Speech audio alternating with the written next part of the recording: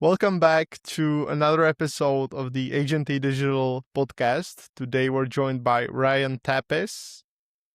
Ryan, it's great to have you here, first of all. And second of all, I would like to know what you're currently up to in the day to day. Appreciate you having me here.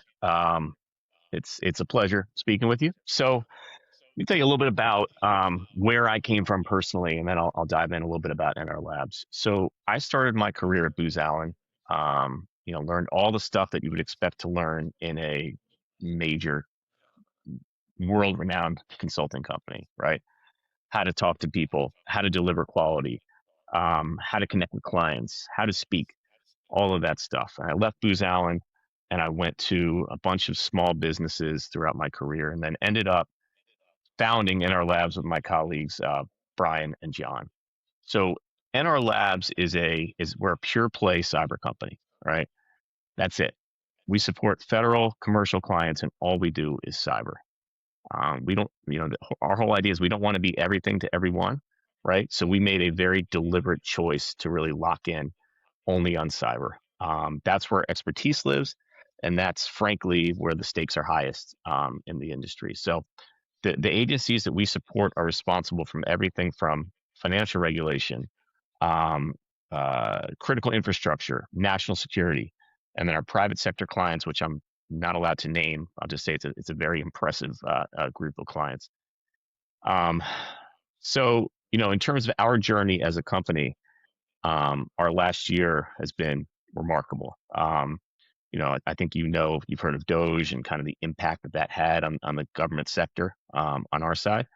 But we built a firm from about 40 folks to about 90 over the past year. We won four Mm. large prime contracts supporting different government agencies. And, at the same time, we had to build out our leadership structure, ensure the culture remained the same, and all that stuff. And it was every bit as hard as you can imagine. Hmm.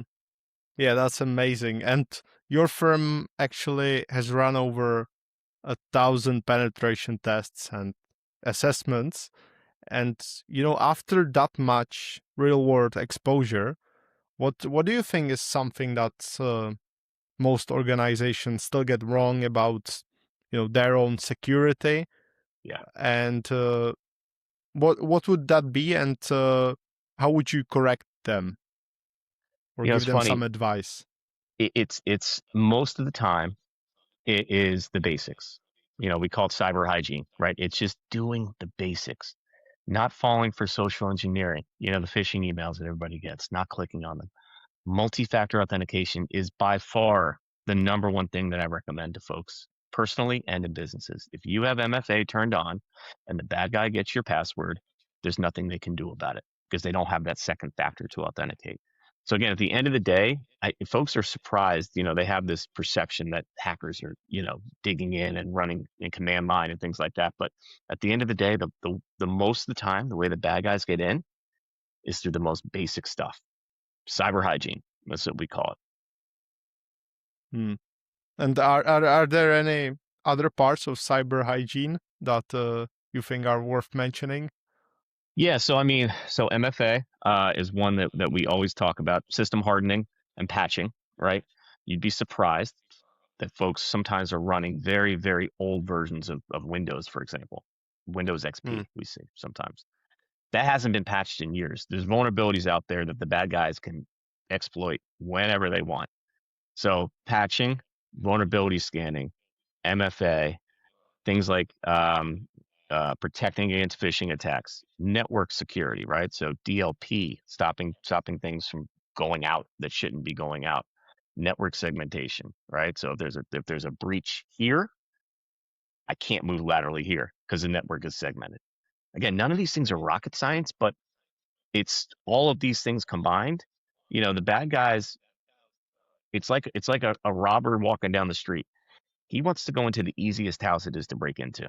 If there's a house that's Mm-hmm. really secure, he's gonna be like, I'm going to the next house that's way less protected. So we want to make it that you can never be 100% protected, but we want to make it so they go to that next house. Hmm.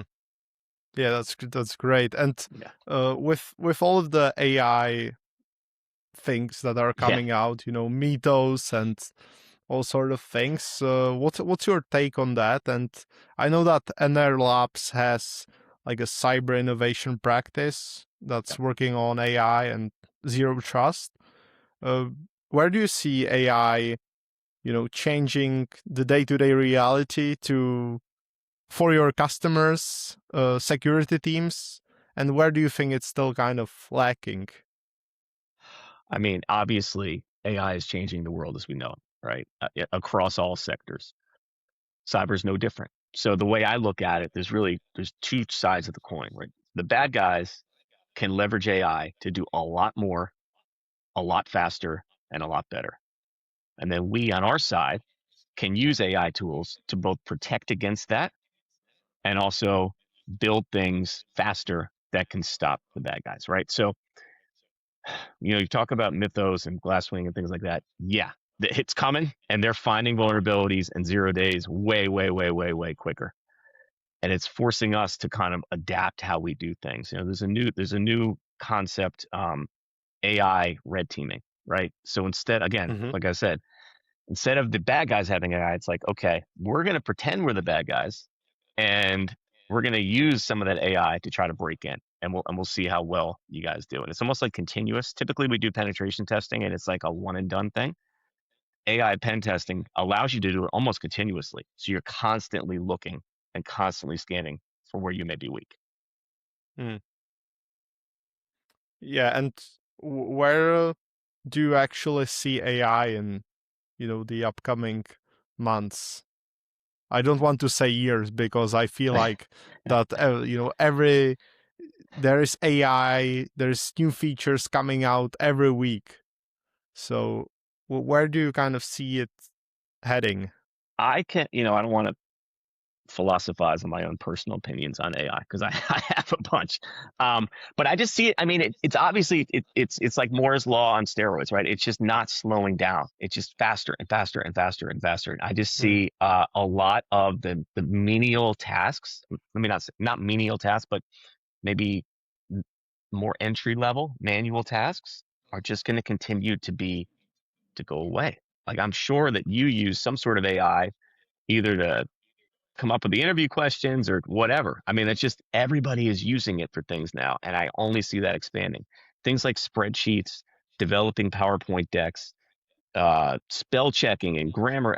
All of that stuff is really, quote unquote, outsourced now to AI, and that's only going to expand. And I personally worry about the societal impact of that. I don't know that we as a world are ready for all of these white collar jobs essentially to potentially go away. I feel like for most companies, it has always been the code, right? In the past, it has Yeah. been the technology itself, and now it's more, or from my personal experience and opinion, it's more about the uh, idea, because everyone can, vibe code anything that they would Hmm. like.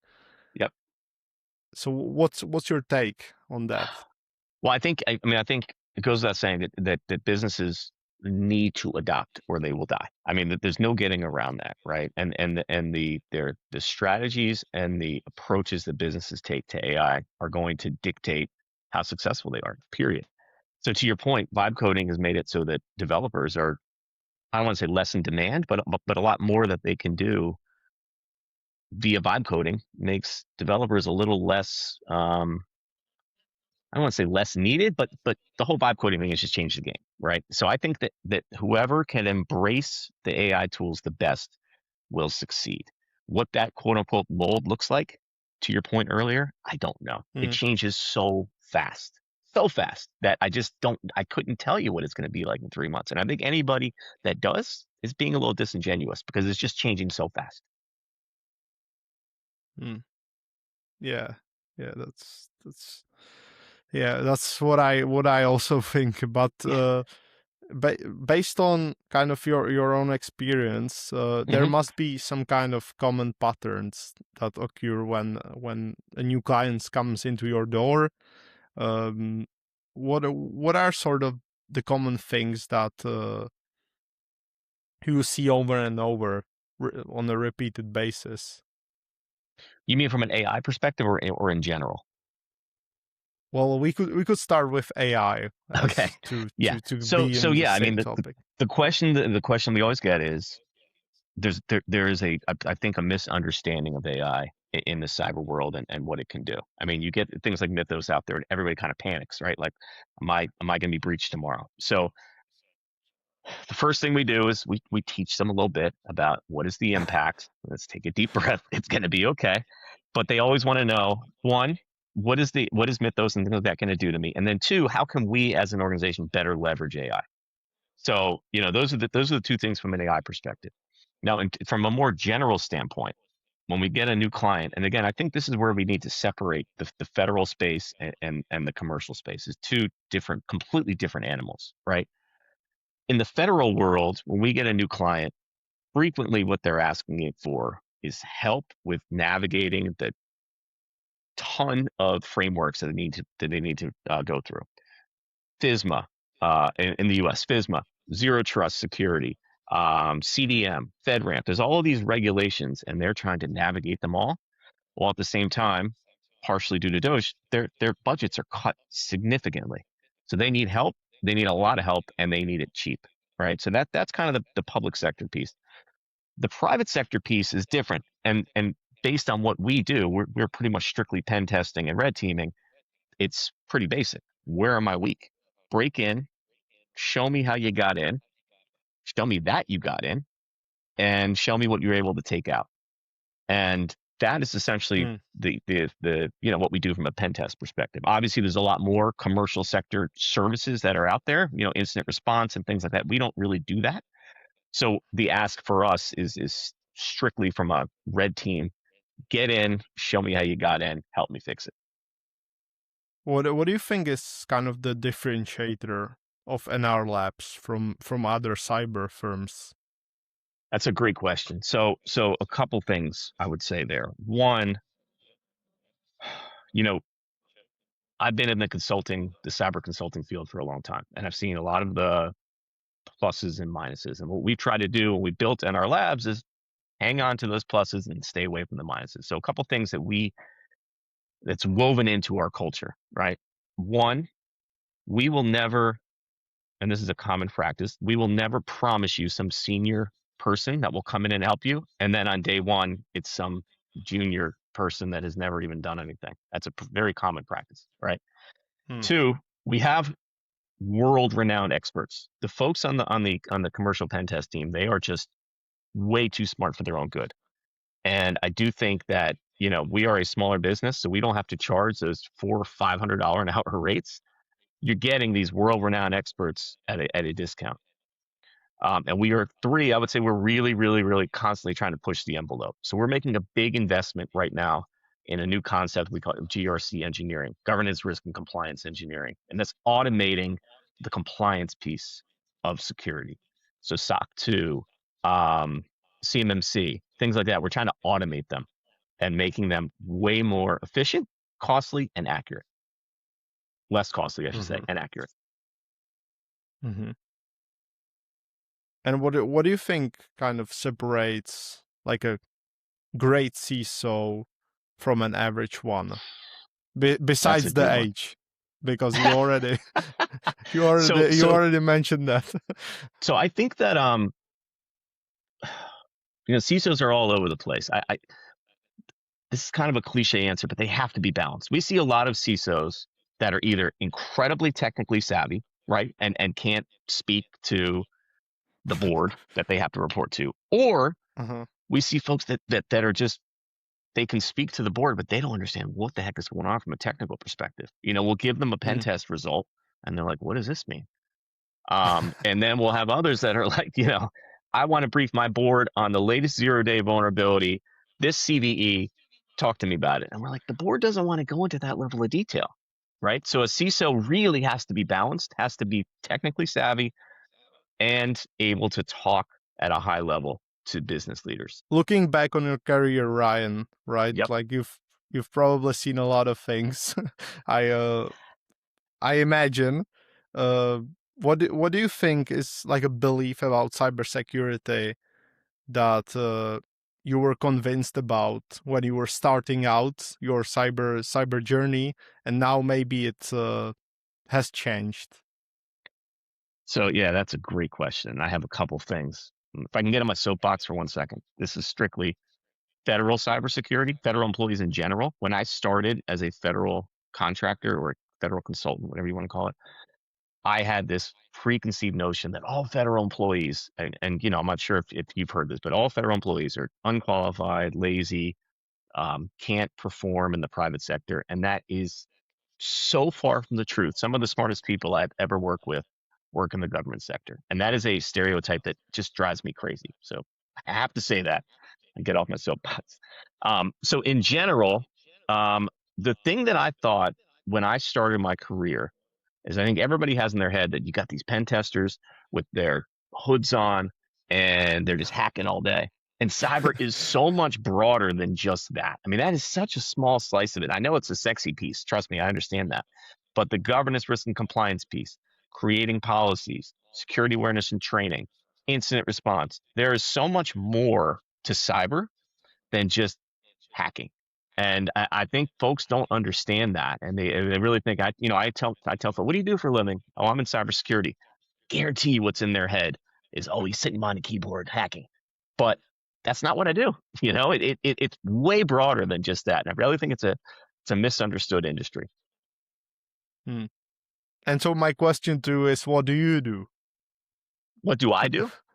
Yes, You mean on like a day-to-day basis? yes. When it's not this hacking that you mentioned. So all right. So for example, my job within NR Labs, we're a small business. So I wear 1,000 different hats, right? From a cyber perspective, I have a client myself, and he's a CISO, and I sit with him and I say, all right, FedRAMP just came out. What are we going to do about the new FedRAMP 20X program? How are we going to implement that?